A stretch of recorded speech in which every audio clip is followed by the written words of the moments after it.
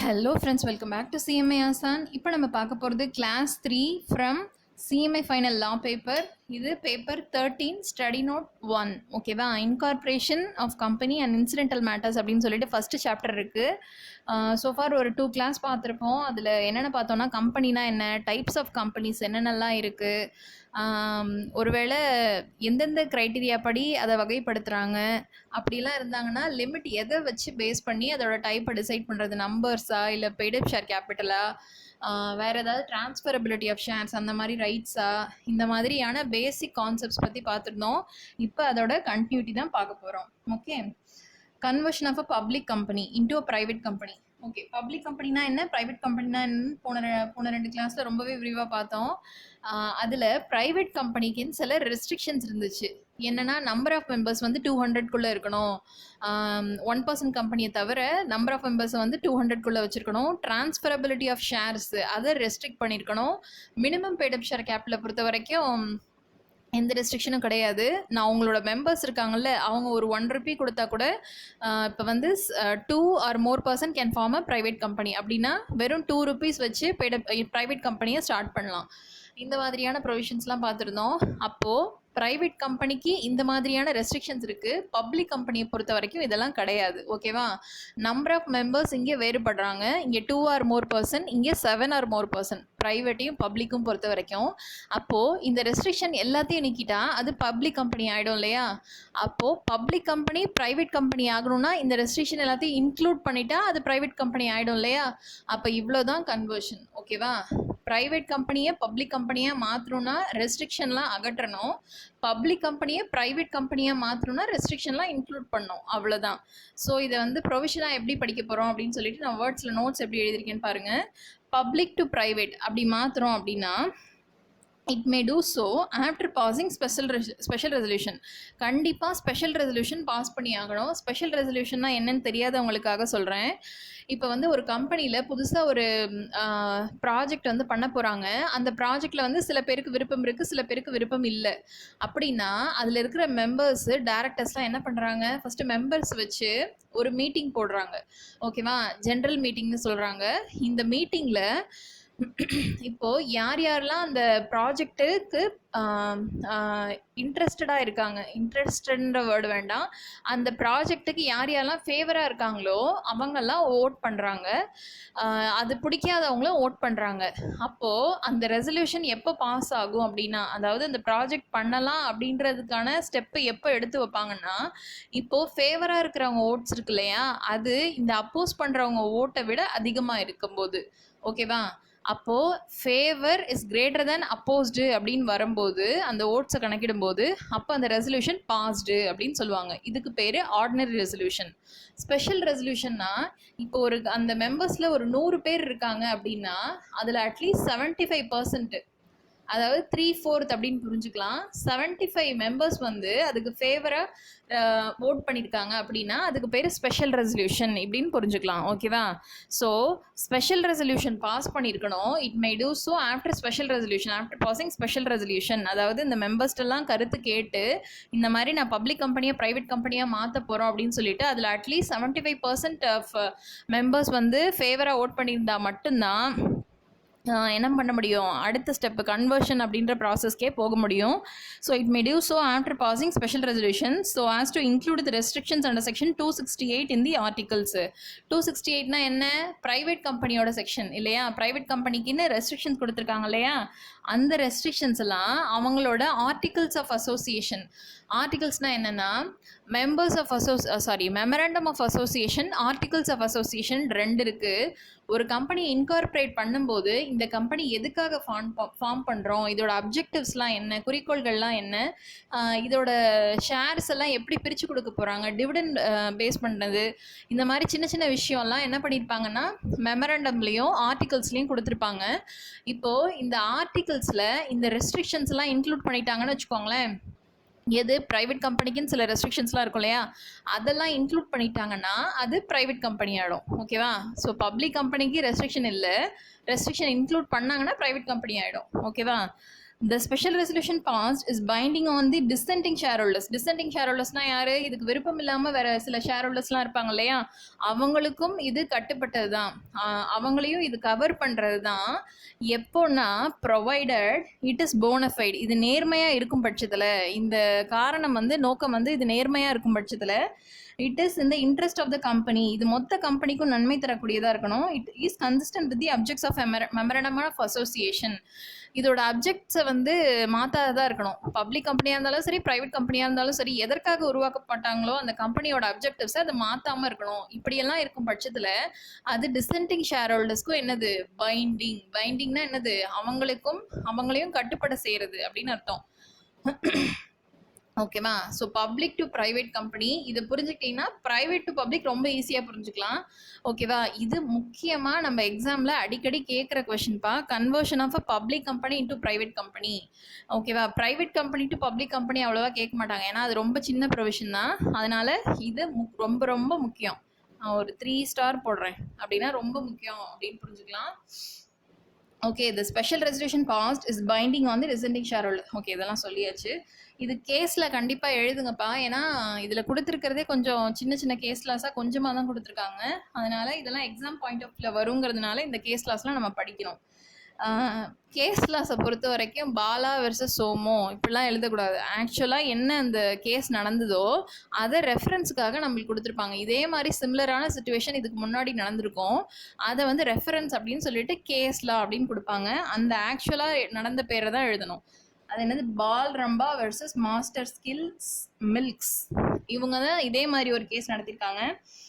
இந்த உங்களுக்கு இந்த வருஷம் சுப்ரீம் கோர்ட்டா ஹை கோர்ட்டா இதெல்லாம் கொடுப்பாங்க, அதெல்லாம் எனக்கு தெரிஞ்சால் தேவையில்லை. ரொம்ப நீங்கள் ரேங்க்குக்கு எய்ம் பண்ணுறீங்கன்னா அதெல்லாம் வேணால் படிங்க. ஓகேவா? ஏன்னா நம்மளுக்கு இதெல்லாம் படிக்கிறது, செக்ஷன் படிக்கிறது, இதுக்கே நம்மளுக்கு போதுமானதாக இருக்கும் time. Okay, as per section 14 subsection 1, any alteration made in the articles to convert a public company shall take effect only with the approval of tribunal. ஓகேவா? இது ரொம்ப ரொம்ப முக்கியம், இது எழுதாமல் விட்டுறக்கூடாது.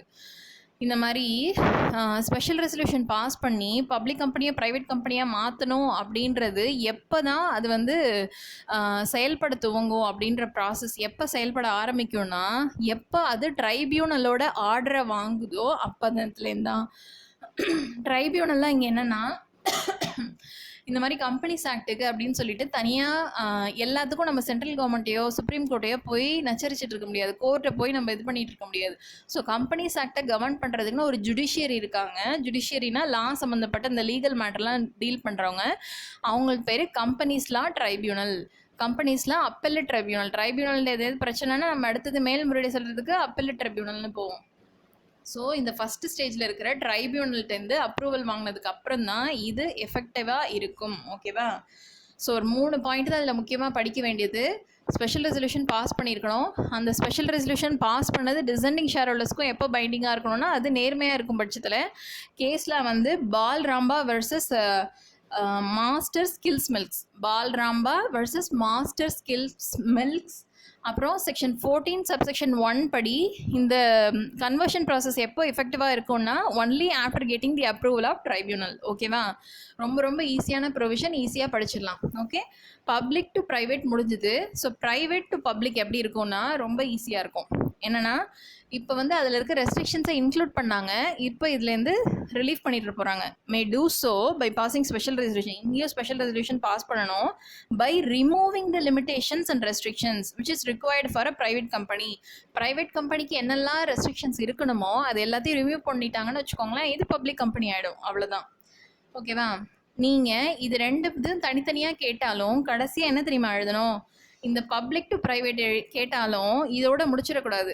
கடைசியாக இந்த பாயிண்ட் எழுதணும், ஃபைலிங் வித் த ரிஜிஸ்டர் அப்படின்னு சொல்லி எழுதணும். இதுக்கு என்ன அர்த்தம்னா, copy of the order of tribunal approving the altered articles plus altered articles. அப்படின்னா ஆர்டிகல்ஸ் ஆஃப் அசோசியேஷனை ஆல்டர் பண்ணிட்டாங்க.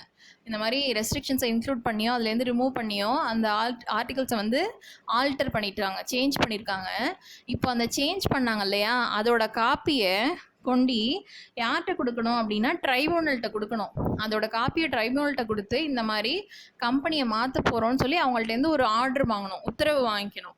அந்த மாதிரி வாங்கினதுக்கு அப்புறமா அந்த காப்பி ட்ரைபியூனல்ட்டேருந்து வாங்கின காப்பி ப்ளஸ் அந்த ஆர்டிகல்ஸ் சேஞ்ச் பண்ணாங்க இல்லையா அதோட காப்பி, இல்லைனா அந்த ஒரிஜினல் ஆர்டிகல்ஸ் சேஞ்ச் பண்ணது, இது ரெண்டையும் என்ன பண்ணோம், இது ரெண்டையும் கொண்டு போய் ரிஜிஸ்ட்ரார்கிட்ட ஃபைல் பண்ணோம். ரிஜிஸ்ட்ராருங்கிறவர் இங்கே வேற ஒரு பர்சன், ட்ரைபியூனல் வேற, ரிஜிஸ்ட்ரார் வேற. இந்த மாதிரியெல்லாம் ஃபைலிங் பண்ணுறதுக்குனே சொல்லிட்டு ஒரு அத்தாரிட்டி மாதிரின்னு வச்சுக்கோங்களேன், அவங்க இருப்பாங்க. Shall be filed with the registrar within 15 days of time. ஓகேவா? இந்த ப்ராசஸ்லாம் ஆரம்பித்து 15 நாட்களுக்குள்ளார ஆர்டர் வாங்கினது நாள் இதை பற்றி நீங்கள் இதை பற்றி தெளிவாக எழுத வேணாம். 15 days ஆஃப் டைம், அதாவது இந்த மாதிரி கன்வர்ஷன் ப்ராசஸ் ஸ்டார்ட் பண்ண 15 நாளுக்குள்ளார இந்த மாதிரி இந்த ஆர்டர் வந்ததுக்கப்புறம் இந்த ஆர்டிகல்ஸ் சேஞ்ச் பண்ணதுலேருந்து 15 நாட்களுக்குள்ளார ரெஜிஸ்ட்ரார்கிட்ட போய் ஃபைல் பண்ணணும். எதை கொண்டு ஃபைல் பண்ணணும்? காப்பி ஆஃப் தி ஆர்டரையும் சேஞ்ச் பண்ண ஆர்டிகல்ஸையும் கொண்டு ஃபைல் பண்ணணும். அப்புறம் இந்த மாதிரி ஆல்டர் பண்ண ஆர்டிகல்ஸ் வந்து வேலிட் தான், ஒரிஜினல் மாதிரியே இதுவும் வேலிட் தான் அப்படின்னு சொல்கிறாங்க. இந்த பாயிண்ட் கண்டிப்பாக எழுதணும். ஓகேவா? கன்வர்ஷன் ப்ளஸ் இந்த பாயிண்ட் கண்டிப்பாக எழுதணும். இது ப்ராக்டிக்கல் கொஷின், கண்டிப்பாக கேட்குற question. Okay, next, when the companies must be registered. இது சும்மா தெரிஞ்சு வச்சுக்கோங்க. எப்போ ஒரு கம்பெனி அப்படின்னு சொல்லி ரெஜிஸ்டர் பண்ணோம் அப்படின்னா, நம்ம இப்போ 2-3 பேர் சேர்ந்து பிஸ்னஸ் பண்ணுறாங்க. 1 person கம்பெனிக்கு ஒருத்தர் இருந்தால் போதும், சோல் ப்ரொப்ரைட்டர்ஷிப்புக்கும் ஒருத்தர் இருந்தால் போதும். அப்போது எப்போ தான் கம்பெனின்னு சொல்லி ஃபார்ம்னா, பார்ட்னர்ஷிப் ஃபார்ம்னா ஒரு 2 அல்லது 3 அல்லது அதற்கு மேற்பட்ட ஆட்கள் கூட சேர்ந்து வேலை செய்வாங்க. அப்போது எப்போ ஒரு ஆர்கனைசேஷன் இல்லை ஒரு அசோசியேஷனு இல்லை பார்ட்னர்ஷிப்பை எப்போ கம்பெனின்னு ரிஜிஸ்டர் பண்ணணும் அப்படின்னு கேட்டிங்கன்னா, அதுக்கு ஒரு லிமிட் வச்சுருக்காங்க. Not exceeding 50. இந்த 50 வந்து ஒரு தனியாக ஒரு ரூல் கொடுத்துருக்காங்க. அந்த ரூல் படி 50க்கு மேலே போயிட்டாங்கன்னு வச்சுக்கோங்களேன், அந்த அசோசியேஷனோ பார்ட்னர்ஷிப்போ 50க்கு மேலே போயிட்டாங்க, இல்லை அதற்கு அதில் வேறு ஏதாவது நம்பர் குறிப்பிட்டிருக்காங்க அப்படின்னா அதற்கு மேற்பட்ட ஆட்களாக போயிட்டாங்கன்னு வச்சுக்கோங்க இந்த அசோசியேஷன்லேயோ பார்ட்னர்ஷிப்லேயோ, அப்போ கண்டிப்பாக இதை கம்பெனி அப்படின்னு சொல்லி ரெஜிஸ்டர் பண்ணணும். இப்படி பண்ணலைன்னா என்ன ஆகும் அப்படின்னா, as per section 464 of the companies act 2013, no association or partnership having not exceeding 50 do any business for gaining unless it is registered as a company. அதை கம்பெனின்னு ரிஜிஸ்டர் பண்ணுற வரைக்கும் அதுலேருந்து என்ன பண்ணலாம், என்ன பண்ணக்கூடாது, அந்த மாதிரி இல்லீகலாக பிஸ்னஸ் அப்படின்னு சொல்லிட்டு ரன் பண்ணக்கூடாது. நம்பர்ஸ் வந்து இவ்வளோ இதுக்கு மேற்பட்ட ஆட்களாக போயிட்டாங்கன்னா the above provision shall not apply to. ஆனால் இந்த ப்ரொவிஷன் வந்து யாருக்கு அப்ளை ஆகாதுன்னா ஹெச்யூஎஃப்னா ஹிந்து அன்டிவைடட் ஃபேமிலி. இது வந்து ஒரு ஃபார்ம் ஆஃப் பிஸ்னஸ்ஸு, குடும்பமாக சேர்ந்து பிஸ்னஸ் பண்ணுவாங்க. அப்படி இருக்கும்போது அவங்க என்ன பிஸ்னஸ் வேணால் பண்ணிட்டு போட்டோம், அவங்க எத்தனை மெம்பர் வேணால் இருக்கலாம், ஆனால் அவங்க கம்பெனின்னு ரிஜிஸ்டர் பண்ணணும்னு அவசியம் கிடையாது. ஏன்னா அவங்க ஆல்ரெடி ஒரு ஃபார்ம் ஆஃப் பிஸ்னஸில் ஒரு ஃபார்ம் ஆஃப் பர்சனில் வந்துட்டாங்க. ஹெச்யூஎஃப் அப்படின்னு சொல்லிட்டு ஒரு ஃபார்ம் ஆஃப் பர்சனில் வந்துட்டாங்க. என்னென்ன இருக்காங்கன்னு நம்மளுக்கு தெரியும், இண்டிவிஜுவல், ஹெச்யூஎஃப், கம்பெனி, ஃபார்ம். இந்த மாதிரி இதில் ஹெச்யூஎஃப்னு ஆல்ரெடி ஒரு இதில் வந்துட்டதுனால இவங்க கம்பெனின்னு ரிஜிஸ்டர் பண்ண தேவை கிடையாது. அதே மாதிரி any AOP or BOI, association of person or body of individual, if formed by the professionals governed by the special act. Special ஆக்ட்னா நான் ஏற்கனவே சொல்லியிருக்கேன், கம்பெனிஸ் ஆக்ட் மாதிரி இல்லாமல் எலக்ட்ரிசிட்டிக்கு, இன்சூரன்ஸ்க்கு, பேங்கிங்க்கு இந்த மாதிரி தனித்தனியாக ஒரு ஸ்பெஷல் ஆக்டை கவர்ன் பண்ணுற மாதிரி யாராவது ஒரு பிஸ்னஸ் ரன் பண்ணுறாங்கன்னு வச்சுக்கோங்களேன். அப்போது இந்த மாதிரி ஏஓபி பிஓஐ இருக்கும் பட்சத்தில் அவங்களுக்கு இந்த ப்ரொவிஷன் தேவை கிடையாது, அவங்க கம்பெனின்னு ரிஜிஸ்டர் பண்ணணும்னு அவசியம் கிடையாது. ஓகேவா? வேற என்ன சொல்றாங்க, every member of such association or partnership in case of contravention of law, ஏதாவது ஒரு லால தப்பு பண்ணிட்டாங்கன்னு வச்சுக்கோங்க, shall be punishable with fine up to ₹1 lakh. ரொம்ப ரொம்ப முக்கியம், 1 word, 1 star கொடுக்குறேன். இது வந்து என்னது, இவங்க இந்த மாதிரி ஏதாவது லாக்கு கான்ட்ரவீனிங்காக ஏதாவது பண்ணிட்டாங்கன்னா அப் டு 1 lakh வரைக்கும் இவங்களுக்கு ஃபைன் பண்ணலாம். அப்புறம் பிஸ்னஸில் ஏற்படக்கூடிய லயபிலிட்டிஸ் எல்லாருக்கும் ஒவ்வொரு மெம்பரும் தனித்தனியாகவும் பொறுப்பு. ஓகேவா? where an association is formed which has excess number of membership. இந்த மாதிரி நிறைய பேர் வச்சு ஒரு பிஸ்னஸ் ரன் பண்ணிட்டு இருக்காங்க அப்படின்னு வச்சுக்கோங்களேன், அதுக்கு பேர் வந்து இல்லீகல் அசோசியேஷன். ஏன்னா அது வந்து இன்னும் கம்பெனியில் ரெஜிஸ்டர் பண்ணலையே, பண்ணியிருக்கணும், பண்ணலை, அதனால அது illegal association. Has no legal existence. இல்லையா? கம்பெனியோட மிக முக்கியமான கேரக்டரிஸ்டிக்ஸ் ஃபஸ்ட்டில் இண்டிபெண்ட் கார்பரேட் எக்ஸிஸ்டன்ஸ் அப்படின்னு நம்ம படிச்சிருக்கோம் இல்லையா? அப்போது ஒரு பர்சன் அந்த மாதிரி ஒரு ஸ்டேட்டஸில் இருக்கும்போது தான் அது தனியாக ஒரு பர்சன் அப்படின்னு சொல்லிட்டு நம்ம ஐடென்டிஃபை பண்ண முடியும். இவங்க தான் இங்கே ரிஜிஸ்டரே பண்ணல, அதனால இவங்க என்ன கிடையாது, இவங்களுக்கு லீகல் எக்ஸிஸ்டன்ஸ் கிடையாது இந்த அசோசியேஷனுக்கு. And cannot be wound up by the act. இந்த ஆக்ட் படி அதை wound up பண்ணவும் முடியாது. Or even as unregistered company. Unregistered கம்பெனின்னு சொல்லி கூட அதை வந்து என்ன பண்ண முடியாது, வைண்ட் அப் பண்ண முடியாது. அப்புறம் இன்னொரு ஒரு பாயிண்ட் கேரக்டரிஸ்டிக்ஸில் படிச்சிருக்கோம்ல, செப்பரேட் ப்ராப்பர்ட்டி அப்படின்னு. அதாவது கம்பெனி அதோட பேர்லேயே சொத்துக்களை வாங்கவோ விற்கவோ சூ பண்ணவோ இல்லை அதன் மேலே சூ பண்ணப்படவோ முடியும் அப்படின்னு சொல்லிட்டு ஒரு பாயிண்ட் படிச்சிருப்போம். ஆனால் இங்கே வந்து இது அன்ரெஜிஸ்டர்டுன்னு சொல்ல வேண்டாம், இது இந்த மாதிரி ரெஜிஸ்டர் பண்ணாததுனால நெய்தர் இட் கேன் சூ அ மெம்பர். இது அதில் இருக்கிற ஒரு மெம்பரை கூட சூ பண்ண முடியாது. சூனா கேஸ் போடுறது, இந்த மாதிரி பண்ண முடியாது. இல்லை அந்த கம்பெனி மேலேயும் எந்த மெம்பராலையும் கேஸ் போட முடியாது. ஓகேவா? However, a member can recover the money he contributed. அதாவது மெம்பர்ஸ் வந்து பிஸ்னஸ் பண்ண ஆரம்பிச்சாங்கன்னா முதல் போடுவாங்க இல்லையா, அந்த முதலை வந்து எப்போ அந்த மெம்பர் ரெக்கவர் பண்ண முடியும்னா அதை இல்லீகல் பர்பஸ்க்காக யூஸ் பண்ணுவாங்கல்ல, அப்படி பண்ணுறதுக்கு முன்னாடி அந்த டேரக்டர்ஸ்டேருந்து ஏஜென்ட்ஸ்டேருந்து ரெக்கவர் பண்ணாலே ஒழிய இல்லைனா பண்ண முடியாது. ஓகேவா? However, a member can recover the amount he contributed from the directors or agents before such money is used for illegal purpose. இல்லீகலாக யூஸ் பண்ணுறதுக்கு முன்னாடி அதை வாங்கிட்டாதான் உண்டு. இதுக்கு 2 கேஸில் வருது. என்னன்னு பாருங்க, கிரீபர்க் வெர்சஸ் கோப் ஆப்பஸ்டீன், ராம் வெர்சஸ் குனுத்தாரி. ஓகேவா? இன்னொன்று பாருங்க, every member is personally culpable for all the liabilities and punishable. ஒரு முக்கியமான பாயிண்ட்டு, ஒரு கம்பெனி இந்தியாவில் ஒரு கம்பெனி அப்படின்னு எடுத்துக்கிட்டாங்கன்னா அது ரிஜிஸ்டர் பண்ணதுக்கப்புறம் லிமிட்டெட் அப்படின்னு சொல்லி ஒரு வார்த்தை கொடுப்பாங்க. எல்டிடி அப்படின்னு மட்டும் போட்டிருப்பாங்க ஷார்ட்டாக. எப்படின்னா இந்த கம்பெனியை ரெஜிஸ்டர் பண்ணிட்டாங்கன்னு அர்த்தம். இந்த மாதிரி இந்த பிஸ்னஸ் பண்ணுறாங்க இல்லையா, இந்த மாதிரி இல்லீகலாக அசோசியேஷனோ பார்ட்னர்ஷிப்போ சேர்ந்து இந்த மாதிரி பிஸ்னஸ் பண்ணுறாங்க, ஃபுல்லாக இன்கார்பரேட் பண்ணுறதுக்கு முன்னாடியே லிமிட்டட் அப்படின்ற வார்த்தை யூஸ் பண்ணிட்டாங்கன்னா அவங்கள பனிஷ் பண்ணுறதுக்கான எல்லா உரிமையும் இந்த ஆக்டுக்கு இருக்குது. ஓகேவா? அவங்க fully punishable for using the word limited without being fully incorporated. ஓகேவா? இது வந்து சும்மா தெரிஞ்சு வச்சுக்கிறதுக்காக மட்டும் இந்த ப்ரொவிஷன் படித்தா போதும். ஓகேவா? இதில் வேறு என்ன முக்கியமாக படிக்கணும்னா, இந்த மாதிரி இல்லீகல் அசோசியேஷன் ஒரு பார்ட்னர்ஷிப்பை கான்ட்ரவீனிங் லா அந்த மாதிரி கேஸ் வரும்போது அந்த பர்சன் இருக்காங்களே எவ்ரி மெம்பர், அவங்க எவ்வளோ வரைக்கும் பனிஷபிள், இந்த லிமிட்லாம் எங்கெங்கெல்லாம் வருதோ 1 வேர்டு அப்படின்னு ஞாபகம் வச்சுக்கோங்க. ஓகேவா? அப் டு 1 lakh வரைக்கும் ஃபைன் போடுவாங்க. இது நல்லா தெரிஞ்சுக்கிட்டா போதும். ஓகேவா?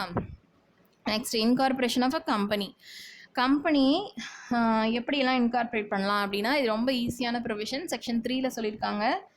பப்ளிக் கம்பெனியாக இருந்தால் 7 or more மெம்பர்ஸ் ஃபார்ம் பண்ணலாம். ப்ரைவேட் கம்பெனியாக இருந்தால் 2 or more மெம்பர்ஸ் ஃபார்ம் பண்ணலாம். 1 person கம்பெனியாக இருந்தால் 1 member போதும். ஓகேவா? இந்த above stipulated limit falls below.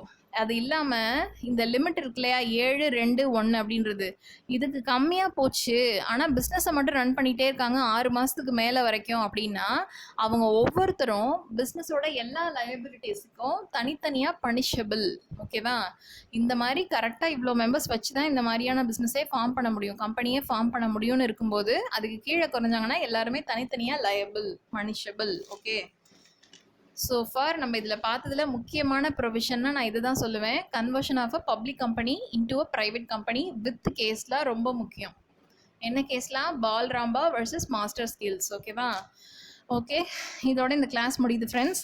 ஏதாவது டவுட் இருந்தால் கண்டிப்பாக கேளுங்க. Okay, by.